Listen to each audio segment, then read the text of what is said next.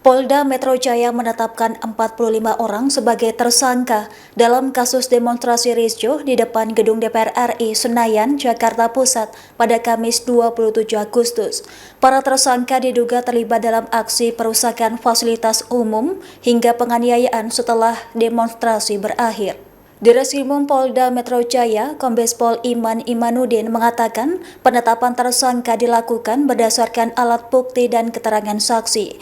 Para tersangka tersebut terbagi dalam 6 klaster, mulai dari anak di bawah umur, kelompok perusuh, perusak fasilitas umum, pembiayaan hingga perekrut massa.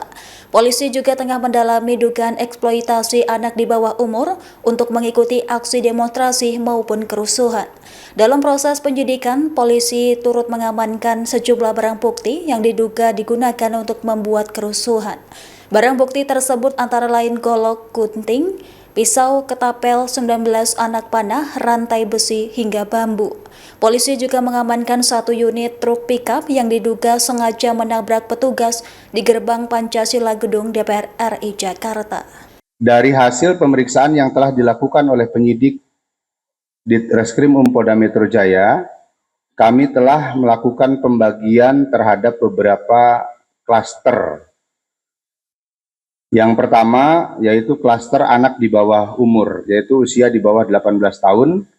Penyidik Ditreskrim Polda Metro Jaya telah melakukan penyerahan anak di bawah umur kepada Ditres PPA dan TPPO sejumlah 153 orang untuk dilakukan pendalaman lanjutan yang terdiri dari 25 anak putus sekolah, kemudian 2 anak umur 12 tahun, 1 anak umur 13 tahun, 3 anak umur 14 tahun, 23 anak umur 15 tahun, 47 anak umur 16 tahun, 64 anak umur 17 tahun, 10 anak umur 18 tahun.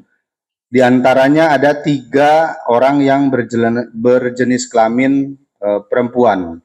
Kemudian klaster yang kedua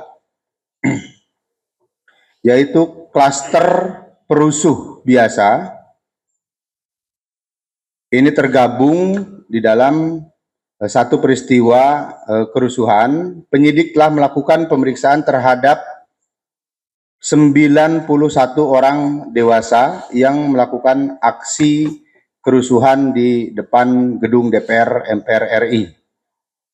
Kemudian yang ketiga adalah klaster massa yang melakukan pengrusakan fasilitas umum maupun penganiayaan.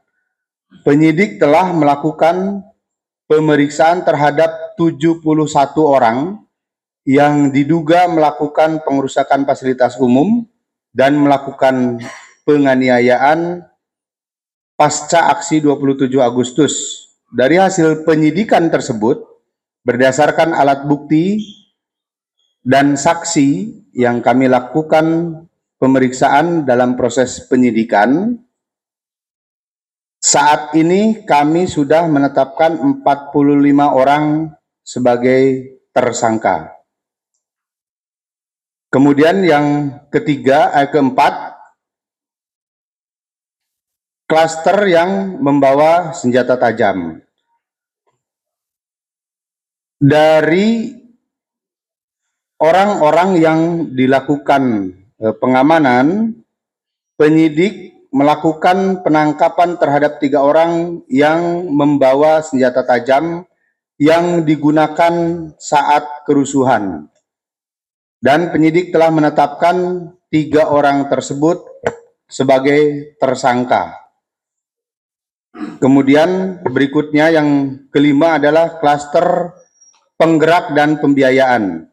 Dalam hal ini, penyidik menemukan fakta hukum adanya pihak yang menggerakkan dan memberikan pembiayaan di dalam aksi kerusuhan tersebut.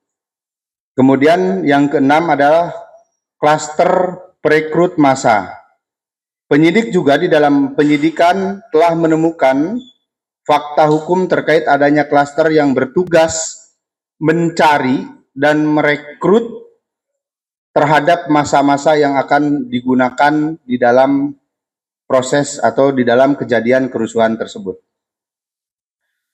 Adapun modus operandi yang dilakukan oleh orang-orang yang sudah kami tetapkan sebagai tersangka adalah melakukan pengerusakan fasilitas umum dan melakukan penganiayaan, baik terhadap orang maupun terhadap barang.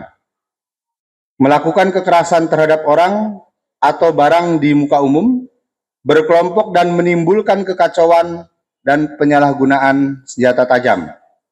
Sementara itu, polisi tengah menyelidiki kasus pengeroyokan yang menewaskan warga bernama Bambang Setiawan dalam kericuhan di wilayah Pecompongan, Jakarta Pusat. Kombes Pol Iman Imadudin mengatakan penyidik tengah mengumpulkan fakta-fakta hukum terkait peristiwa tersebut. Polisi masih mendalami kejadian di lapangan untuk mengungkap rangkaian pengeroyokan yang menyebabkan Bambang meninggal dunia. Selain itu, Kabid Humas Polda Metro Jaya, Kombes Pol Budi Hermanto, mengatakan petugas sempat melakukan evakuasi terhadap Bambang setelah menerima laporan adanya pengeroyokan. Jenazah Bambang kemudian dibawa ke Rumah Sakit Polri Kramat Jati untuk menjalani proses identifikasi dan visum. Yang kedua, terkait tentang adanya satu warga, yang pertama kita menyampaikan rasa bela sungkawa yang mendalam terhadap satu warga kita yang berpulang. Jadi berawal dari adanya informasi masyarakat kepada pihak kepolisian, kita mengetahui bahwa di lokasi itu masih terjadi kerusuhan. Sehingga Polri pun untuk melakukan evakuasi harus menghitung evakuasi tersebut aman bagi petugas yang melakukan evakuasi. Sehingga pada saat lokasi itu sudah diamankan, Bidokes Polda Metro Jaya mengevakuasi seseorang laki-laki yang dalam kondisi pingsan.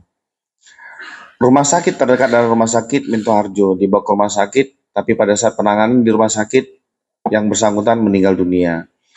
Selanjutnya dibawa pukul 23 lebih, sekitar 23.30 atau 24.00, dibawa menuju Rumah Sakit Polri Kramat Jati untuk dilakukan identifikasi. Setelah dilakukan identifikasi, dilakukan pelaksanaan visum. Tadi pagi kami juga bertemu dengan pihak keluarga almarhum, anak kandung, yang bersangkutan tidak bersedia untuk dilakukan otopsi.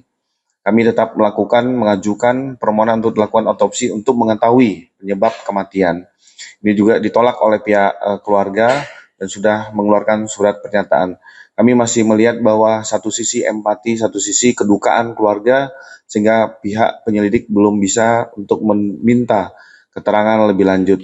Tapi dengan adanya peristiwa ini menjadi pembelajaran bagi kita semua, bahwa menciptakan ruang aman bukan hanya bagi penyampai aspirasi. Ada masyarakat-masyarakat lain yang harus dilindungi, dijaga harkat martabat. Pelemparan ini juga sudah dalam proses pendalaman, nanti sudah akan didalami oleh pihak penyidik. Pemeriksaan dilakukan untuk mengetahui keterlibatan dan peran masing-masing berdasarkan fakta serta alat bukti yang tersedia. Dalam hal ini, pada saat kondisi di lapangan, petugas menemukan berupa senjata tajam golok, gunting, asahan pisau, 10 lembar PVC, ketapel, 19 mata panah, 1 rantai besi, 4 tongkat bambu.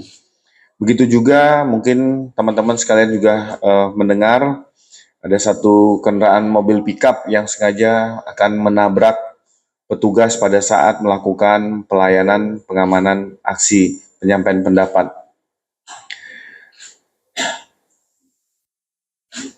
Kerusakan-kerusakan yang mengikuti terkait tentang pengerusakan fasilitas umum milik pemerintah, milik kepolisian, termasuk pagar yang dibakar, juga dapat dikendalikan dan diamankan dengan baik.